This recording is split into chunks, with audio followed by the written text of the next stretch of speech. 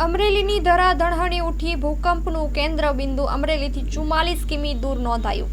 ગુજરાતમાં ફરી એકવાર ભૂકંપના આંચકા અનુભવાયા છે। અમરેલીમાં ફરી એકવાર ભૂકંપનો આંચકો આવ્યો છે। ભૂકંપનો આંચકો આવતાની સાથે જ લોકો ઘરમાંથી બહાર આવી ગયા હતા। મોટાભાગના વિસ્તારોમાં ભૂકંપના આંચકા અનુભવાયા છે। અમરેલીમાં સવારે 10:12 મિનિટે 3.2ની તીવ્રતાનો આંચકો નોંધાયો છે। મળતી માહિતી અનુસાર ભૂકંપનું કેન્દ્ર બિંદુ 44 કિમી અમરેલી દૂર નોંધાયું છે।